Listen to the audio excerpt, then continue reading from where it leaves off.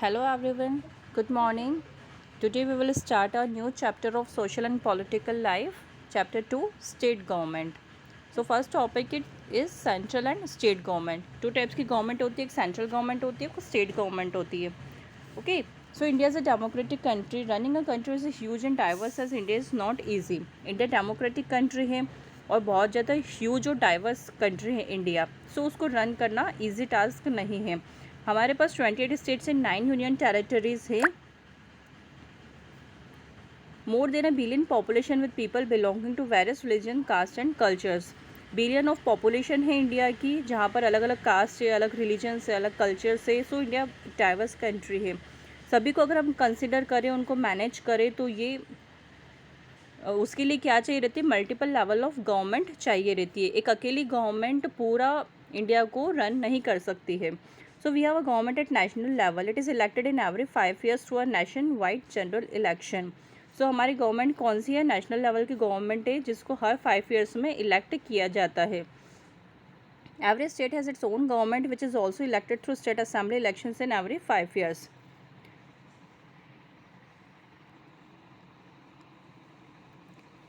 सभी स्टेट की भी अपनी खुद की गवर्नमेंट होती है, जिसको भी स्टेट असेंबली के थ्रू इलेक्ट किया जाता है एवरी 5 years में. सभी स्टेट्स में अर्बन और रूरल एरियाज़ भी होते हैं. सभी की अपनी एक लोकल सेल्फ गवर्नमेंट भी होती है स्पेसिफिक एरियाज़ की. ठीक है, चलो हम इसको डिटेल में पढ़ते हैं स्टेट गवर्नमेंट को. Structure of a state government. State government का स्ट्रक्चर कैसा होता है? Just like the central government, state government also has 3 branches. Central government के पास भी 3 branches होती है, वैसे स्टेट गवर्नमेंट के पास भी 3 branches होती है. One is legislature, second is executive and third one is judiciary. Okay, ये तीनों ब्रांचेस के नेम हैं. सभी ब्रांचेस के यूनिक और इम्पॉर्टेंट रोल होता है. लेजिस्लेचर का क्या रोल होता है कि वो लॉज को बनाते हैं और उन्हें फॉर्मुलेट करते हैं. फिर एग्जीक्यूटिव का क्या रोल होता है कि वो उन लॉज को एग्जीक्यूट करते हैं, मीन्स आगे बढ़ाते हैं. और जुडिशरी क्या करती है? उन लॉज के ऊपर अपनी नज़र रखती है और उन्हें कैसे यूज़ करना है, कैसे उन्हें समझना है, वो काम जुडिशरी का होता है. All the court of law come under judiciary. जितने भी लॉज आते हैं कोर्ट्स के, वो जुडिशरी के अंडर आते हैं. ओके, ये फ्लो चार्ट देखिए आप. स्टेट गवर्नमेंट है, उसके 3 branches दिए, लेजिस्लेचर, एग्जीक्यूटिव एंड जुडिशरी. अब लेजिस्लेचर का फंक्शन दिया. लेजिस्लेचर में फिर होता है लेजिस्लेटिव असेंबली होता है, एक लोअर हाउस, और लेजिस्लेटिव काउंसिल होता है, मीन्स अपर हाउस. फिर एग्जीक्यूटिव में आते हैं गवर्नर, चीफ मिनिस्टर और काउंसिल ऑफ मिनिस्टर्स. और जुडिशरी में आते हैं high court and district courts. Okay, so हम इनको डिटेल में समझते हैं. स्टेट लेजिस्लेचर क्या होता है? State legislature is 2 houses under it. State legislature के अंदर 2 houses होते हैं. एक लेजिस्लेटिव असेंबली होता है और एक लेजिस्लेटिव काउंसिल होता है. लेजिस्लेटिव असेंबली जो होती है वो लोअर हाउस होता है और legislative council upper house. Legislative assembly को विधानसभा भी बोलते हैं और लेजिस्लेटिव काउंसिल को बोलते हैं विधान परिषद. सभी स्टेट की लेजिस्लेटिव असेंबली होती है, बट लेजिस्लेटिव काउंसिल हो ऐसा नेसेसरी नहीं होता है. ओके, सारे स्टेट के पास असेंबली तो होती है, लेकिन काउंसिल सभी के पास नहीं होता है. People who are a part of legislative assembly are known as member of legislative assembly और MLAs. जो पीपल लेजिस्लेटिव असेंबली के पार्ट होते हैं उन्हें क्या बोलते हैं? MLAs, member of legislative assembly. Okay, next is state executive. State government has appointed heads who run the state and take care of the enforcement of laws and rulings passed by legislature. State government क्या appoint करती है? Head को appoint करती है जो कि state को run करता है और वहाँ के जो लॉज होते हैं, जो रूल्स होते हैं, उनका ध्यान रखता है और उनको पास करता है. A state has governor, chief minister and their group of ministers known as council of ministers who together take care of efficient and smooth working within a state. State के पास क्या होता है? गवर्नर होता है, चीफ मिनिस्टर होता है और ministers का ग्रुप होता है, जिनको हम बोलते हैं काउंसिल ऑफ मिनिस्टर्स, जो कि सब लोग साथ में मिलके स्टेट को रन करते हैं. Next is state judiciary.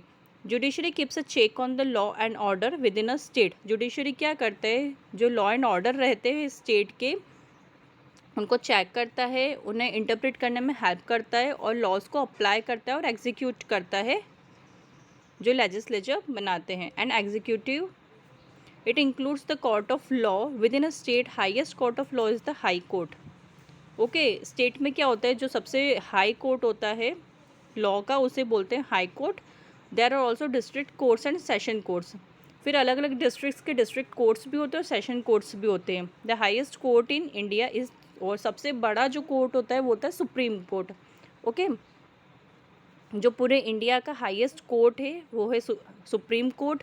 फिर स्टेट वाइज होते हैं हाई कोर्ट, और स्टेट में फिर जो डिस्ट्रिक्ट्स होती है उनके होते हैं डिस्ट्रिक्ट कोर्ट और सेशन कोर्ट्स। ओके, सो ये 3 कोर्ट्स हो गए। Let's find out. The state of Jagatpur had 27 constituencies. There were 2 prominent political parties contesting elections for the state legislative assembly, which had the most chances of winning the elections. अब एक example दिया है कि state है जगतपुर, वहाँ पर 27 constituencies हैं।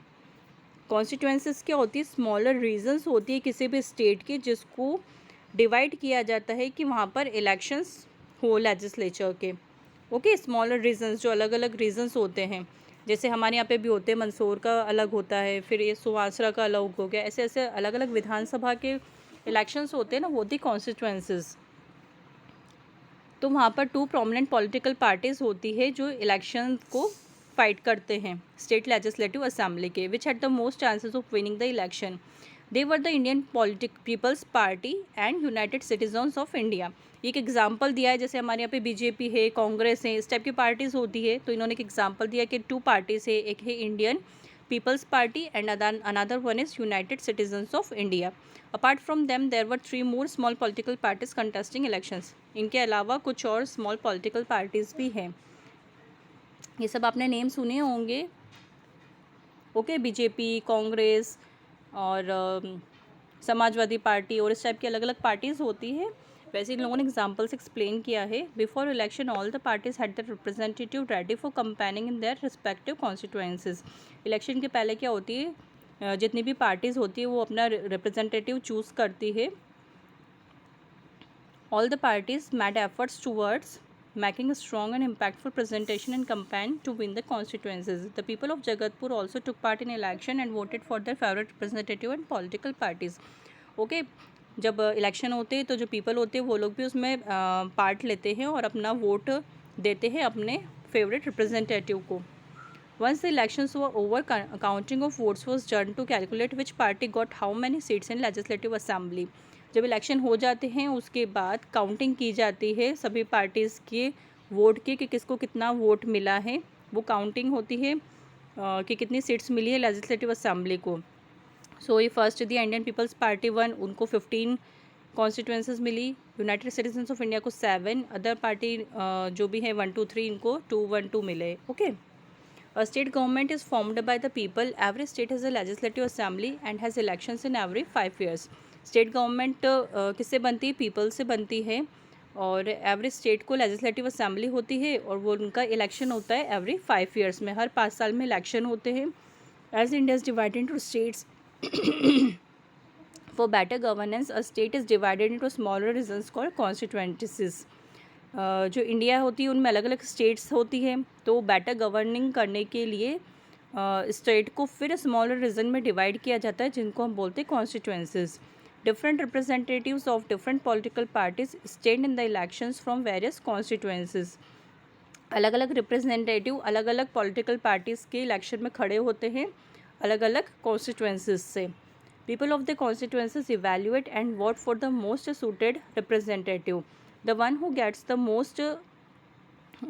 Gets the maximum vote in a constituency wins the election and become the member of legislative assembly. Okay, जिसको सबसे ज़्यादा वोट मिलते हैं जिस रिप्रेजेंटेटिव को, उसको क्या बना दिया जाता है? मेंबर ऑफ लेजिस्लेटिव असेंबली, उसे एमएलए बना दिया जाता है, जिसको हम बोलते हैं विधायक हिंदी में। The political party whose representatives win the most और more than half of total number of constituencies form the ruling party. अब जिस पॉलिटिकल पार्टी का रिप्रेजेंटेटिव ने सबसे ज़्यादा वोट विन किए हैं वो या सबसे ज़्यादा या मोर than half number of constituencies, तो वो उनकी एक रूलिंग पार्टी बन जाती है। The other parties form the opposition parties. जो रूलिंग पार्टी बन गई उसके अलावा जो पार्टी होती है उससे हम बोलते हैं ऑपोजिशन पार्टी, मीन्स हिंदी में विपक्ष। The opposition party keeps a check on the work of ruling party. Opposition party का क्या वर्क होता है कि वो जो रूलिंग पार्टी है, जो पार्टी जीत गई है, जो रूल कर रही है, उनके ऊपर उनको चेक करे कि वो वर्क कर रही है या नहीं ठीक से। The MLAs of the ruling party select a leader who is made the chief minister of state. अब जो एमएलए बन गए हैं रूलिंग पार्टी के, वो लोग क्या करते हैं, फिर अपना लीडर चूज़ करते हैं, जिसको हम बोलते हैं chief minister of the state, means CM. जैसे हमारे एमपी के सीएम हैं Shivraj Singh ji Chouhan. Okay. The appointment of the chief minister is done by the state's governor who invites them to form the government of the state। फिर जो chief minister appoint होते हैं, the appointment of the chief minister is done by state's governor who invites them to form the government of the state। जो state के governor होते हैं वो chief minister को अपॉइंट करते हैं और फिर उन्हें इनवाइट करते हैं कि वो स्टेट की गवर्नमेंट को फॉर्म करें। It is the ruling party that forms the government where some of its members are made ministers. फिर जब रूलिंग पार्टी बन जाती है तो फिर वो अपने कुछ मेंबर्स को चूज़ करती है और उन्हें मिनिस्टर्स बना देते हैं। This is the council of ministers which work with chief minister. ये जो काउंसिल ऑफ मिनिस्टर्स बनते हैं ये चीफ मिनिस्टर के साथ वर्क करते हैं। देखिए कि स्टेट का चीफ मिनिस्टर बन गए हैं तो वो अकेले भी, पूरे स्टेट भी बहुत ज़्यादा बड़ी होती है। जैसे हमारे स्टेट है मध्य प्रदेश, तो वो भी बहुत ज़्यादा बड़ी है, अलग अलग रीजन्स होते हैं, वहाँ पर भी बहुत सारे कॉन्स्टिट्यूंसीज हैं। तो एक अलग अकेले सीएम तो सारा वर्क नहीं कर सकते हैं, तो फिर उनके अंडर में भी बहुत सारे मिनिस्टर्स होते हैं, अलग अलग मिनिस्टर्स होते हैं। जैसे हेल्थ मिनिस्टर अलग हो गए, सैनिटेशन मिनिस्टर अलग हो गए, ऐसे पब्लिक अफेयर मिनिस्टर से लोग, ऐसे अलग अलग सबको वर्क दिया जाता है, वो लोग सब मिलके साथ में काम करते हैं। This council of ministers are given charge of some particular department. सबको अलग अलग डिपार्टमेंट के अलग अलग मिनिस्टर बना दिए जाते हैं। जैसे हेल्थ मिनिस्टर अलग हो गए, सैनिटेशन मिनिस्टर हो गए, एजुकेशन मिनिस्टर हो गए, ऐसे सभी डिपार्टमेंट के अलग अलग मिनिस्टर होते हैं। All through the tenure of the ruling party this council of ministers act as a support structure for chief minister while handling the responsibilities of their sector. Okay, तो ये सारे जो मिनिस्टर्स होते हैं, काउंसिल ऑफ मिनिस्टर्स हो गए, ये लोग सब लोग चीफ मिनिस्टर के सपोर्टिव होते हैं और ये लोग सब लोग साथ में मिलकर अपनी रिस्पॉन्सिबिलिटीज़ को निभाते हैं और सारे अफेयर्स को हैंडल करते हैं। अपना अपने डिपार्टमेंट का एक एक हेड हो जाता है, एक एक मिनिस्टर डिपार्टमेंट के हो गए, वो अपना अपना वर्क करते हैं और फिर सारा जो डिपार्टमेंट का वर्क हो गया फिर वो चीफ मिनिस्टर देखते हैं। Okay, next is power and responsibilities of members of legislative assembly. अब जो एमएलएज हैं उनको क्या पावर और क्या रिस्पॉन्सिबिलिटी दी जाती है। Members of legislative assembly means MLAs are the elected representative from different constituencies of a state. MLAs क्या होते हैं, इलेक्टेड रिप्रेजेंटेटिव होते हैं डिफरेंट कॉन्स्टिट्यूएंसीज के स्टेट के अंदर। They are responsible for their constituency once elected.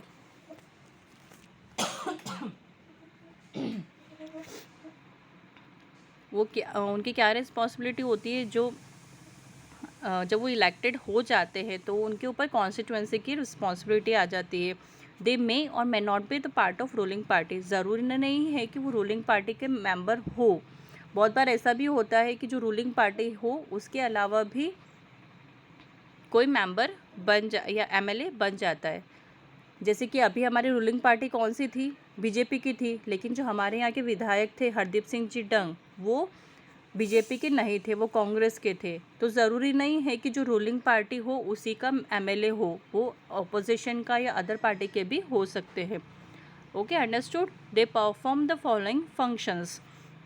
They look after the constituency and take care of its development. वो लोगों का क्या काम होता है कि वो कॉन्स्टिट्यूएंसी को देखे, वहाँ की केयर करे कि वहाँ पर कितना डेवलपमेंट हो रहा है या कौन से डेवलपमेंट की नीड है। जब वो इलेक्ट हो जाते हैं तो फिर उनकी अकाउंटिंग होती है। Cabinet of ministers is formed from elected MLAs of the ruling party who are assigned a particular department of public service. जो कैबिनेट मिनिस्टर बन जाते हैं फिर वो लोग क्या करते हैं, जैसे हेल्थ हो गया, सैनिटेशन हो गया, वाटर, इलेक्ट्रिसिटी, ऐसे अलग अलग डिपार्टमेंट्स में डिवाइड कर दिया जाता है और वहाँ के अपने अपने मिनिस्टर बना दिए जाते हैं। They are responsible for proper provision, supervision and maintenance of this department. उनकी रिस्पॉन्सिबिलिटी होती है कि वो सभी चीज़ों को सुपरवाइज करे और डिपार्टमेंट्स को मेंटेन करके रखे। They have the power and responsibility to make laws regarding health and sanitation of the people of the state। उनके पास पावर होती है कि वो लोग जितने भी लॉज बनाए गए हैं हेल्थ या सैनिटेशन को लेकर the passing of a law happens after discussion and debate in legislative assembly. जैसे जो लॉ बनाया है उसको पास करने के लिए फिर उसका डिस्कशन और डिबेट होता है लेजिस्लेटिव असेंबली के अंदर। The work done by different ministers of state and the department is supervised and approved by legislative assembly. फिर जो भी काम किया गया है मिनिस्टर्स के थ्रू और जो उनके डिपार्टमेंट्स है उनको सुपरवाइज किया जाता है और फिर उस लेजिस्लेटिव असेंबली में उसको अप्रूव किया जाता है। MLAs including the one from opposition party have a right to raise their concern regarding any policy making by the Council of Minister। फिर जो MLAs है ऑपोजिशन पार्टी के उनके पास भी राइट होता है कि वो अपनी पॉलिसीज़ को काउंसिल ऑफ मिनिस्टर्स जो होते हैं उन्हें अपनी लॉज या अपनी पॉलिसीज़ बताएं। If they do not get their concern answered satisfactory they may even take the matter to legislative assembly. अगर वो सेटिस्फाइड नहीं होते हैं कि हमारी बात मानी गई है या नहीं तो फिर वो अपना मैटर लेजिस्लेटिव असेंबली के पास लेकर जाते हैं। The MLAs have power to pass on no confidence motion against any minister in the legislative assembly if they find him or her unsatisfactory. MLAs के पास पावर भी होती है कि अगर वो किसी चीज़ से सेटिस्फाइड नहीं है, किसी मिनिस्टर से सेटिस्फाइड नहीं है तो फिर वो लेजिस्लेटिव असेंबली के पास जाते हैं। The MLAs attend various meetings conducted by Legislative Assembly and discuss various policies or actions taken by the government। MLAs को क्या करना होता है, उन्हें जितनी भी मीटिंग्स होती है लेजिस्लेटिव असेंबली के अंदर वो अटेंड करनी पड़ती है और वहाँ पर डिस्कशन होता है पॉलिसीज़ को लेकर या जो गवर्नमेंट ने एक्शंस लिए हैं उसे लेकर। Power and responsibilities of chief minister. Chief minister की क्या पावर और रिस्पॉन्सिबिलिटी होती है? Chief minister is a part of executive of the state government. Chief minister किसका पार्ट होता है? एग्जीक्यूटिव जो होते हैं स्टेट गवर्नमेंट के उसका पार्ट होता है चीफ मिनिस्टर। अभी ये जो आगे थे MLA ये किसका पार्ट थे? लेजिस्लेचर के। अब जो चीफ मिनिस्टर आए वो किसके पार्ट है? एग्जीक्यूटिव के। दो a governor is the nominal head of the state the power lies with the chief minister. Head कौन होता है? स्टेट का गवर्नर। फिर उनके अंडर आते हैं chief minister. The council of minister support chief minister in assuring smooth functioning of everything in their state. जो council of ministers होते हैं मीन्स अलग अलग डिपार्टमेंट के जो मिनिस्टर्स होते हैं वो सपोर्ट करते हैं CM को ताकि वो स्टेट को स्मूथली रन कर सके। Chief minister also has many roles and powers. बहुत सारे पावर्स होती हैं उनके पास like chief minister assistant supports the governor of the state by being the bridge between council of ministers and governor. Chief minister work होता है कि वो गवर्नर को सपोर्ट करे और जो काउंसिल ऑफ मिनिस्टर और गवर्नर के बीच का ब्रिज होता है वो कि जो भी प्रॉब्लम्स होती है मिनिस्टर्स को वो CM के पास लेके जाते हैं और फिर CM सारी प्रॉब्लम्स गवर्नर के साथ डिस्कस करते हैं। Chief minister manage the state and it's administration. CM पूरी स्टेट को मैनेज भी करके रखते हैं और वहाँ पर एडमिनिस्टर करते हैं। Chief minister coordinates the working of various departments under his council of ministers such as health education and so on. जितने भी अलग अलग डिपार्टमेंट्स हैं वहाँ के मिनिस्टर्स के साथ वो कोऑर्डिनेट करते हैं, उनके साथ मिलकर काम करते हैं। चीफ मिनिस्टर के पास पावर होती है कि वो काउंसिल ऑफ मिनिस्टर को बनाए, उन्हें सपोर्ट करे गवर्नर के साथ। और chief minister heads the meeting with council of ministers. वो काउंसिल ऑफ मिनिस्टर्स के साथ मीटिंग ऑर्गेनाइज करते हैं। Okay, understood.